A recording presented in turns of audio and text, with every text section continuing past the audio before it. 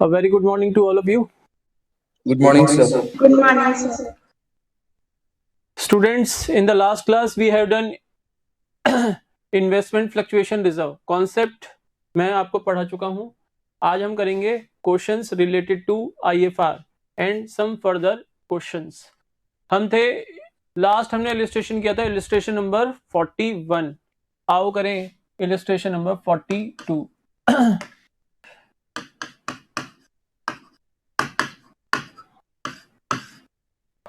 Illustration number 42 on page number 4.44. Chapter is admission of a partner. A, B and C sharing profits and losses in the ratio of 3:2:1. तीन partner हैं A, B and C. Profit sharing ratio है 3:2:1. Decide to admit D for 1/5 share with effect from 1st of April 2020. D को वो admit कर रहे हैं. D as a new partner firm में admit हो रहा है 1/5 शेयर के लिए 1st of April 2020 को.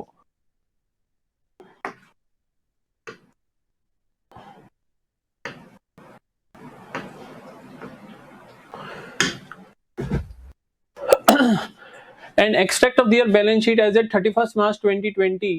बैलेंस शीट का एक्सट्रैक्ट गिवन है. बैलेंस शीट में आपको गिवन है investment fluctuation reserve of rupees 30,000 and on the asset side investments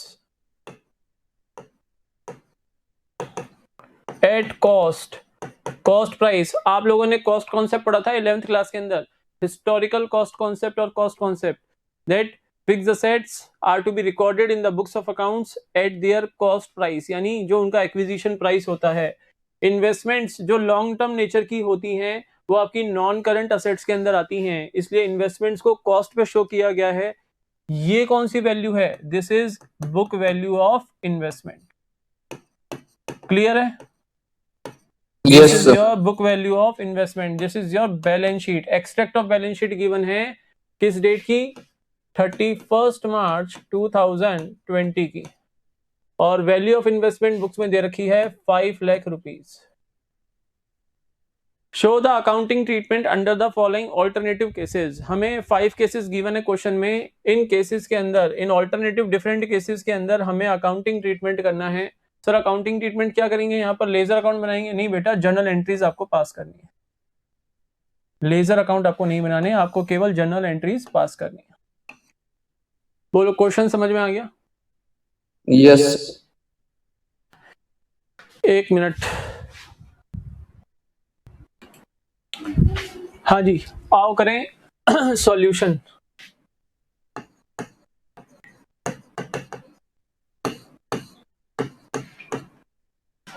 आप जर्नल का फॉर्मेट बनाओगे. ध्यान रखना ये बनाना जरूरी है एग्जाम में. विदाउट प्रिपेयरिंग जर्नल्स फॉर्मेट आप अगर जर्नल एंट्रीज पास कर रहे हो तो be ready, your marks will be deducted for not preparing the format of journal. इसलिए जर्नल का फॉर्मेट बना लो, ज्यादा टाइम नहीं लगेगा. Journal date particulars ledger folio debit and credit rupees and rupees. Case number first देखो. If there is no other information, अगर आपको इन्वेस्टमेंट की यहाँ पर बुक वैल्यू गिवन है, मार्केट वैल्यू में कोई अदर इंफॉर्मेशन में मार्केट वैल्यू गिवन ही नहीं है, और ये आपका आईएफआर का बैलेंस है बुक्स के अंदर, तो मुझे बताओ ये पूरा का पूरा जो आईएफआर का बैलेंस है 30,000, ये फ्री रिजर्व हो गया बच्चों? Yes, sir. This reserve is now treated as free reserve and will be distributed between old partners, that is A, B and C in our question. A, B और C old partners हैं, इनके old ratio में इसको हम distribute करेंगे. तो date क्योंकि question में हमें गिवन है, ईयर में लिखो 2020 April 1st. आप एंट्री पास करोगे investment fluctuation reserve account debit 30,000 rupees to A to B to C capital account 3:2:1 के रेशो में बांटोगे. 6 से डिवाइड करोगे 5,000 आएगा. 5,000 इंटू 3 15,000 10,000 एंड 5,000. ये हो गया आपका केस 1 का अकाउंटिंग ट्रीटमेंट, नरेशन आपको लिखनी पड़ेगी, ठीक है ना।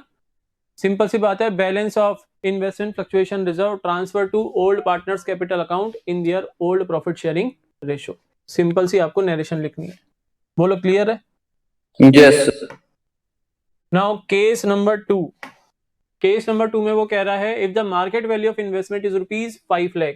मुझे बताओ बुक वैल्यू भी 5 लाख है, आपकी बुक वैल्यू भी 5 लाख है, और अगर मार्केट वैल्यू ऑफ इन्वेस्टमेंट्स भी 5 लाख रुपीज हो तो हमें कुछ करने की जरूरत है?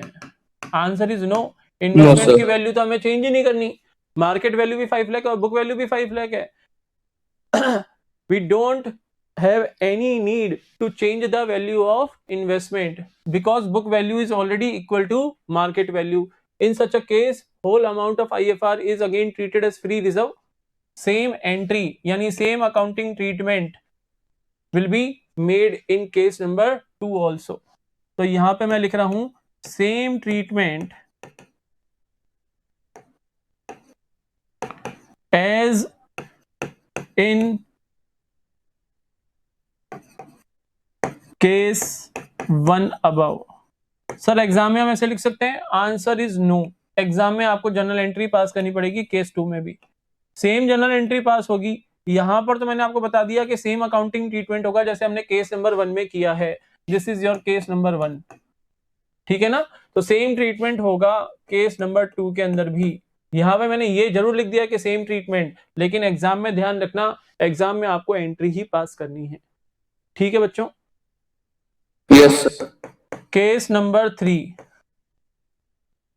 वो कह रहा है if the market value of investment is 4,82,000,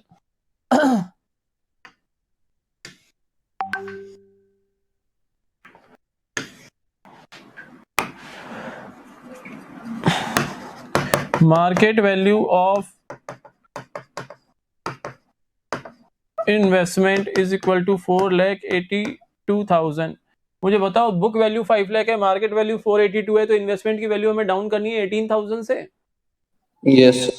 reserve आपके पास पड़ा है 30,000 का to meet the loss due to fall in the value, due to fall in the market value of investment. 30,000 का रिजर्व है आपके पास, 18,000 आपको यूज करने इसमें से, तो रिमेनिंग 12,000 क्या हो गया? This is your free reserve. Yes, sir. इस रिजर्व को बांट दो और 30 में से 18 इन्वेस्टमेंट अकाउंट में क्रेडिट कर दो ताकि इन्वेस्टमेंट की बुक वैल्यू मार्केट वैल्यू के इक्वल आ जाए। तो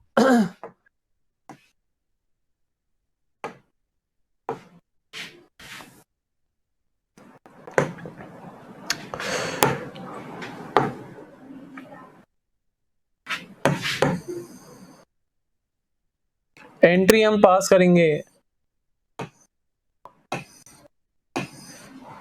केस नंबर 3 में, investment fluctuation reserve account debit 30,000 rupees to investments account. कितना? 18,000, ताकि mark book value of ₹5 lakh comes to ₹4,82,000, that is equal to the market value of investment. Remaining 12,000 to A, to B, to C capital account, capital account, capital account. 12,000 rupees आपके remaining रहे, 3:2:1 के ratio में बांटोगे, divided by 6 करोगे, 6 2 जा 12, 2 3 जा 6,000, 2 2 जा 4,000 and 2 1 जा 2,000। बोलो केस 3 में कोई डाउट हो तो बोलो। No, sir. Now case number 4, case number 4 में कह रहे हैं if the market value of investment is 4,55,000। मुझे बताओ बुक वैल्यू थी 5 लाख, IFR था 30,000 और मार्केट वैल्यू है 455,000, तो कितने से डाउन हो गई? 45,000। 45,000. अब बच्चे IFR तो हमारे पास 30,000 ही है, तो जो 15,000 का एक्सेसिव फॉल है that will be debited to revaluation account. Clear है? Yes, sir. तो एंट्री हो जाएगी investment fluctuation reserve account debit, जितना रिजर्व है उतना तो रिजर्व यूज कर लो, और जो एक्सेसिव फॉल है उसको रीवैल्यूएशन अकाउंट में आप डेबिट करोगे, रीवैल्यूएशन अकाउंट डेबिट 15,000, और जो टोटल फॉल है 45,000 रुपीज का, in order to equal the book value and market value, जो टोटल फॉल है वो इन्वेस्टमेंट अकाउंट में क्रेडिट करोगे, तो टू इन्वेस्टमेंट्स अकाउंट 45,000। अब आपकी बुक वैल्यू तो मार्केट वैल्यू के इक्वल आ गई। ये होगी entry number A. Entry number B, इसकी नरेशन लिखोगे। Entry number B of case number 4, ये जो रीवैल्यूएशन लॉस आया 15,000 का, ये ओल्ड पार्टनर्स में उनके ओल्ड रेशो में आप डिस्ट्रीब्यूट करोगे।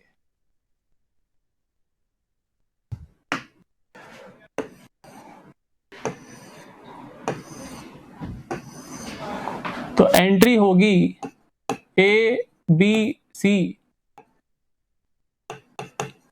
Capital account debit, capital account debit, capital account debit to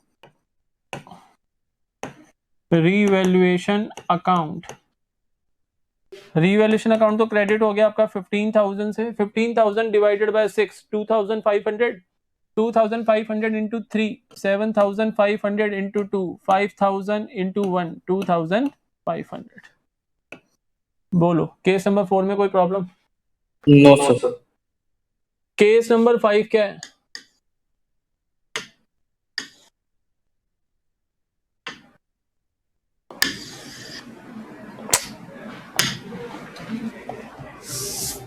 Case number 5 is if the market value of investment is 5,24,000, यहां पर हमारी इन्वेस्टमेंट की बुक वैल्यू थी 5 लाख रुपीज, ये थी हमारी बुक वैल्यू। मार्केट वैल्यू वो बता रहे हैं केस नंबर 5 में 5,24,000 रुपीज, और IFR हमारे पास है 30,000 रुपीज का। यानी IFR तो अब हमारा बिल्कुल फ्री हो गया, यहाँ तो मार्केट वैल्यू इंक्रीज कर रही है। तो Yes. केस नंबर 5 में सबसे पहली एंट्री, जो IFR आपका फ्री रिजर्व है वो तो ओल्ड पार्टनर्स में डिस्ट्रीब्यूट करो।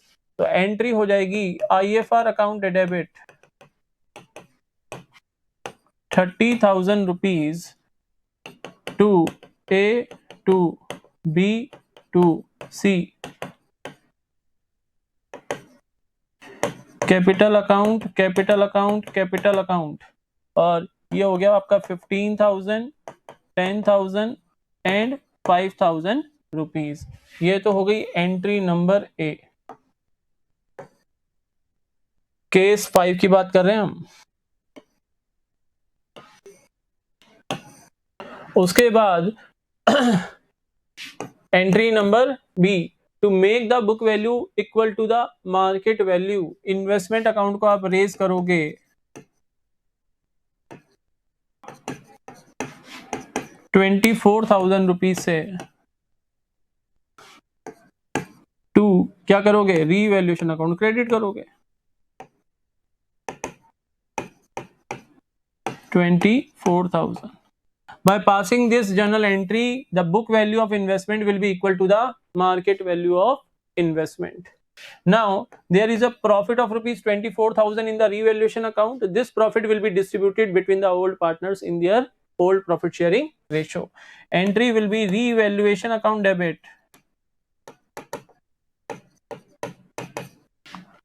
to A to B to C,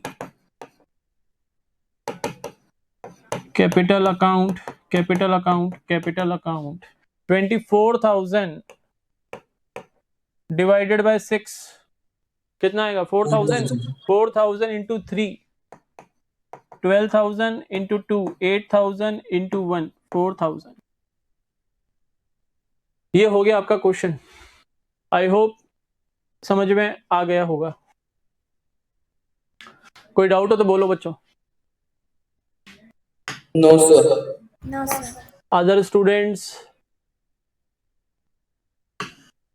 ठीक है ना? नेक्स्ट क्वेश्चन करें। Yes, sir.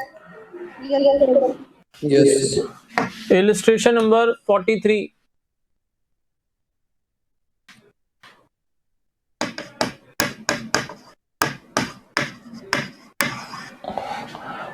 में दे रखा है Anil and Meena were partners in a firm sharing profits in the ratio of 4:3.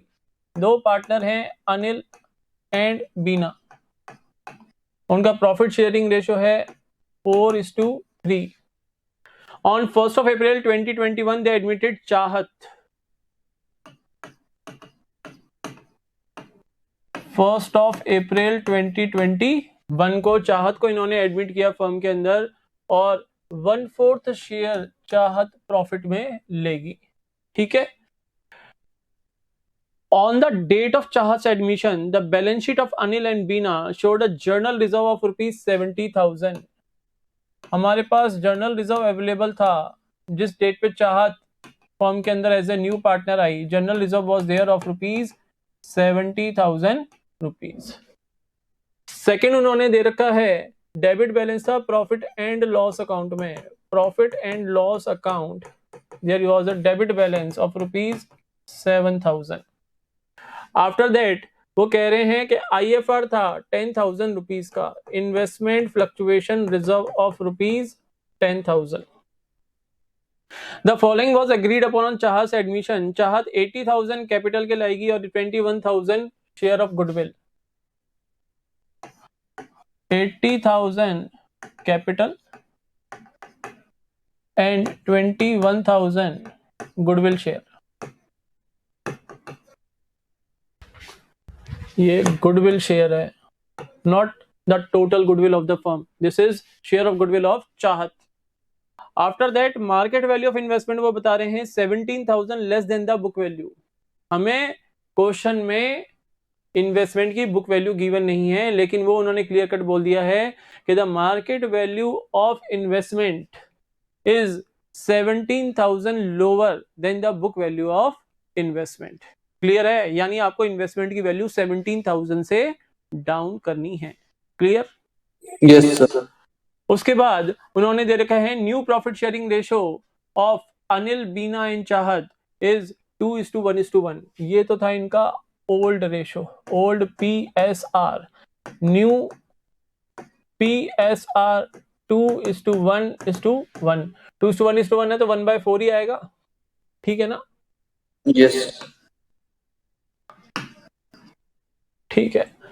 ये यहाँ पे इसको इंक्लूड मत कर लेना, ये ओल्ड रेशो यहाँ तक ही है. ठीक है sir.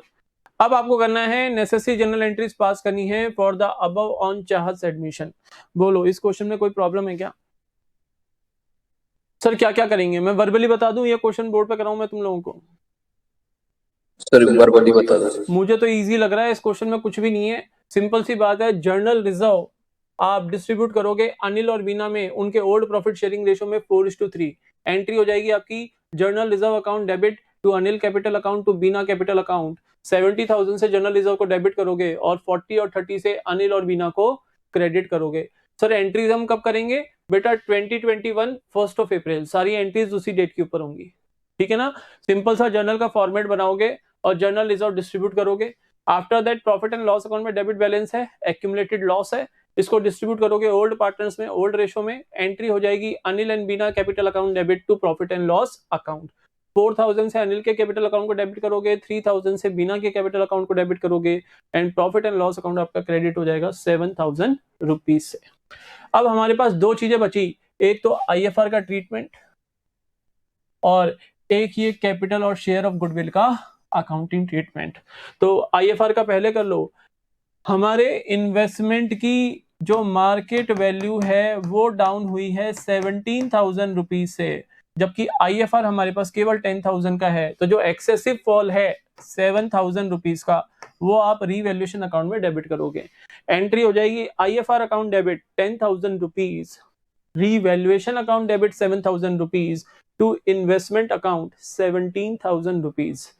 After passing this journal entry, there will be a revaluation loss of ₹7,000. उस लॉस को ओल्ड पार्टनर्स यानी अनिल और बीना में उनके ओल्ड प्रॉफिट शेयरिंग रेशो में डिस्ट्रीब्यूट करोगे.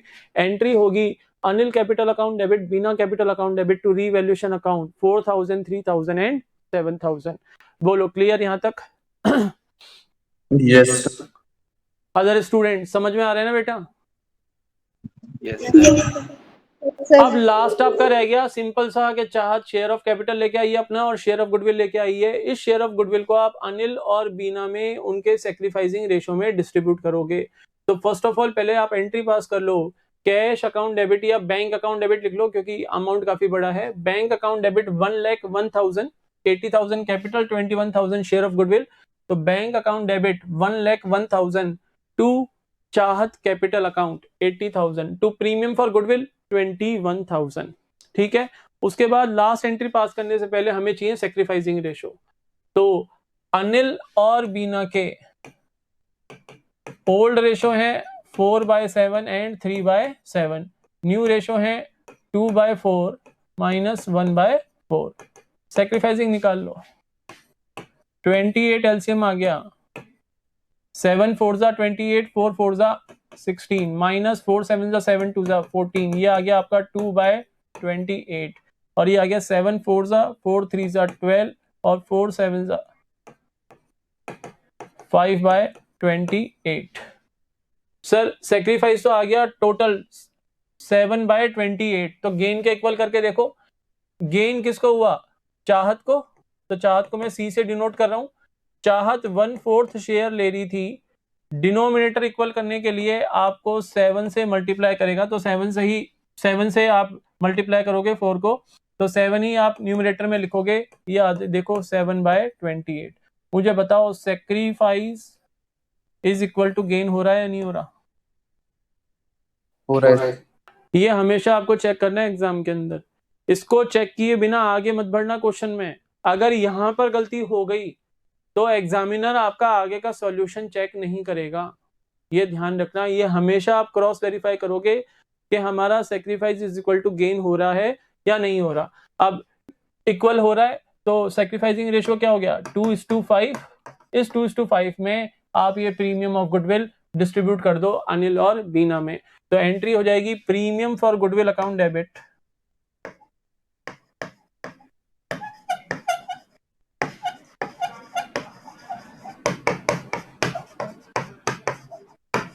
21,000 to Anil capital account to Bina capital account।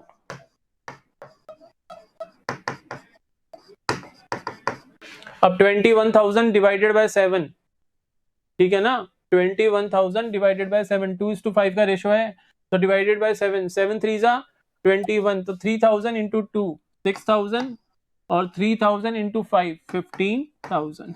ये आपकी लास्ट जनरल एंट्री हो गई और क्वेश्चन यहाँ पे आपका होता है खत्म। बोलो कोई डाउट है इस क्वेश्चन में? सर ये सैक्रिफाइसिंग रेशियो में क्यों बेटा प्रीमियम फॉर गुडविल तो सैक्रिफाइसिंग, ओल्ड रेशियो में क्यों नहीं किया? प्रीमियम फॉर गुडविल तो सैक्रिफाइसिंग रेशो में ही दोगे ना, वो ओल्ड रेशो में थोड़ी ना दोगे।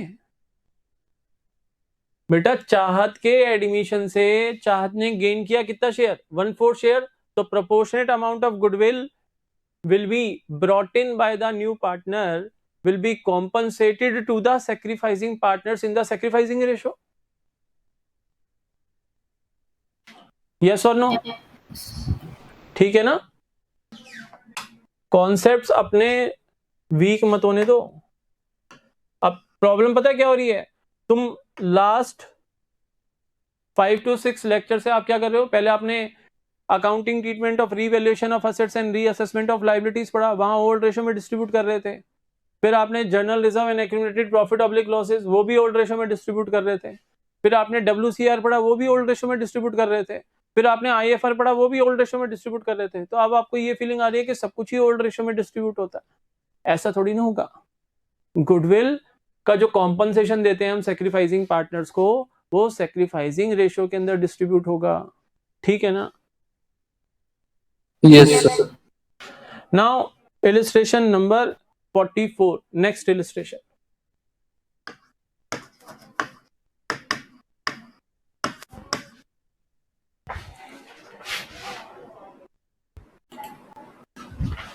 हाँ बच्चों, illustration number 44 देखिए। A and B are partners sharing profits in the ratio of 2:1। दो पार्टनर्स हैं, A and B profit sharing ratio है 2:1. C is admitted as a new partner and the new ratio is decided as 5:3:2. ये तो था old PSR. After admission of C, ये है हमारा new partner, पहले ये नहीं था. New PSR is equal to 5:3:2. The assets and liabilities are revalued as, assets and liabilities revalue हुई हैं. Building was appreciated by 25%. Building 25% से अप गई है. बुक वैल्यू अगर 4 लाख है, 25% of the book value 1 lakh, तो बिल्डिंग 1 लाख से आपको अप करनी है. क्लियर? Yes, sir. ये है पॉइंट नंबर 1. पॉइंट नंबर 2 में क्या कह रहा है? The provision for doubtful debts was reduced from 5,000 to 3,000. 5,000 से 3,000 तक, 5,000 टू 3,000 यानी 5,000 से 3,000 तक, यानी 2,000 से आपको प्रोविजन फॉर बैड डेट्स क्या करना है? रिड्यूस. 2,000 से रिड्यूस करना है. एरो डाउन कर रहे हैं मतलब कि हमें रिड्यूस करना है, एरो अप कर रहा हूं यानी हमें अप करना है. Point number 3, a provision for ₹4,000 was to be made for an outstanding bill for repairs. आपको प्रोविजन बनाना है, provision for outstanding bill for repairs, यानी प्रोविजन फॉर रिपेयर्स बनाना है हमें. सिंपल सी बात है. कितने का? 4,000 रुपीज का. ये प्रोविजन बनाने हैं 4,000 रुपीज का. Point number 4, unrecorded investment worth ₹10,000. तो इन्वेस्टमेंट्स हमें रिकॉर्ड करनी है. अनरिकॉर्डेड असेट हो गई ना, investment to be recorded.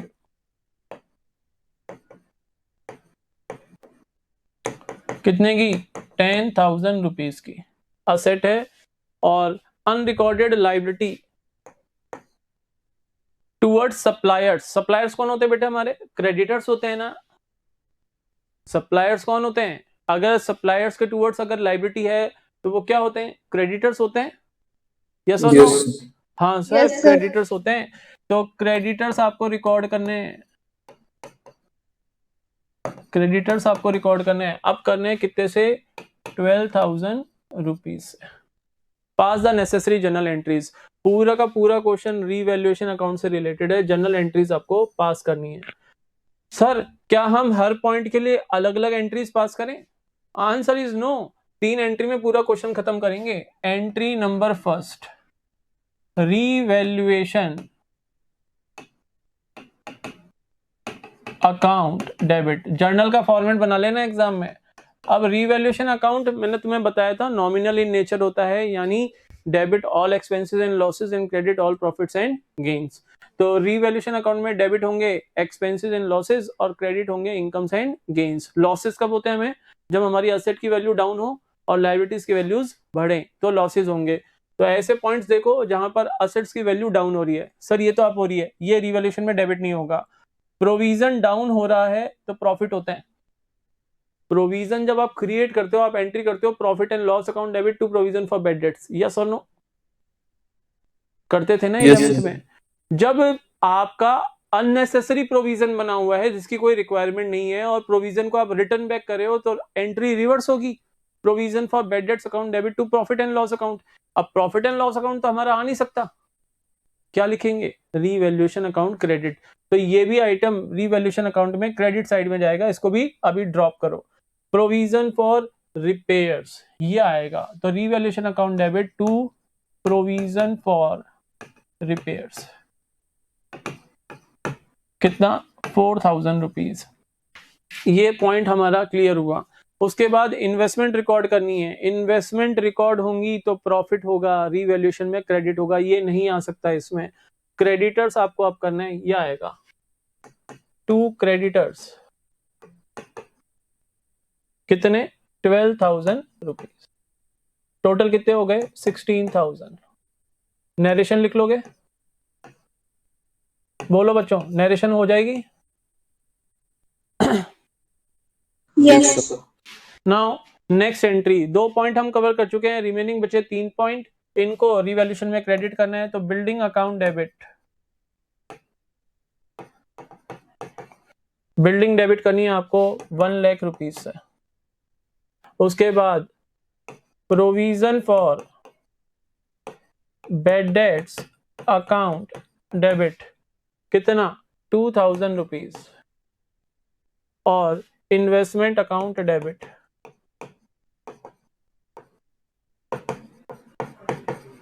Investment आपकी डेबिट होगी 10,000 रुपीज से, sorry.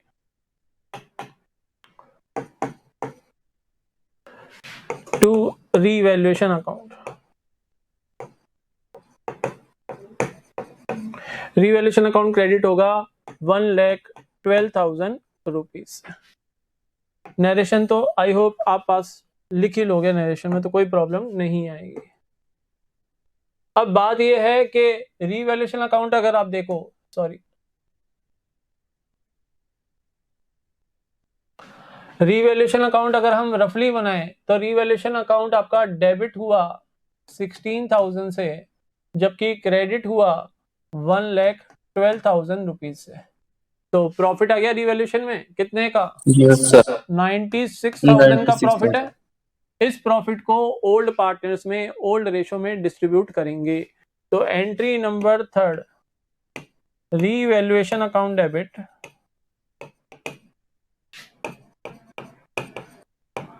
96,000 to A's capital account, यही था ना भाई, हाँ जी, to B's capital account। अब 96,000 डिवाइडेड बाय 32 इंटू 2 64,000 और 32,000। ये बेटा हो गया आपका क्वेश्चन। बोलो क्लियर है? Yes, sir. सर हम अगर हम ये जैसे बुक में दे रखी है अलग अलग एंट्रीज ऐसे पास करें तो अब देख लो, it will take a lot of time in your exam. If you want to save some time of yours for the long size question, then you have to pass only 3 journal entries. No one will cut your marks, कोई आपके marks नहीं काटेगा, ठीक है ना? तो घबराने की जरूरत नहीं है, केवल 3 एंट्री पास करो। रीवैल्यूएशन अकाउंट में जो डेबिट साइड में आने वाले आइटम है, रीवैल्यूएशन अकाउंट डेबिट करो, अमाउंट बाद में लिखना, क्रेडिट साइड में वो सारे आइटम लिख दो जो आपको रीवैल्यूएशन अकाउंट में डेबिट में पोस्ट करने हैं। फिर जो आइटम यानी increase in assets and decrease in liabilities will be posted to the credit side of revaluation account. तो इंक्रीज इन असेट्स और डिक्रीज इन लायबिलिटीज को डेबिट करो और रीवैल्यूएशन अकाउंट एक साथ क्रेडिट करो। उसके बाद रीवैल्यूएशन अकाउंट में देखो नेट रिजल्ट क्या आ रहा है, प्रॉफिट आ रहा है तो प्रॉफिट डिस्ट्रीब्यूट कर दो, लॉस आ रहा है तो लॉस डिस्ट्रीब्यूट कर दो ओल्ड पार्टनर्स में ओल्ड प्रॉफिट शेयरिंग रेशो में। आई होप क्लियर होगा। Yes, sir. Yes, sir. तो बेटा आज के लिए इतना ही रखते हैं, ठीक है ना? आगे हम करेंगे कल। इलिस्ट्रेशन नंबर 44 तक मैंने आपको कंप्लीट करा दिया है, ठीक है? कल हम करेंगे illustration number 45 onwards. That's all for today. Have a nice day to all of you. Goodbye. Nice day, sir.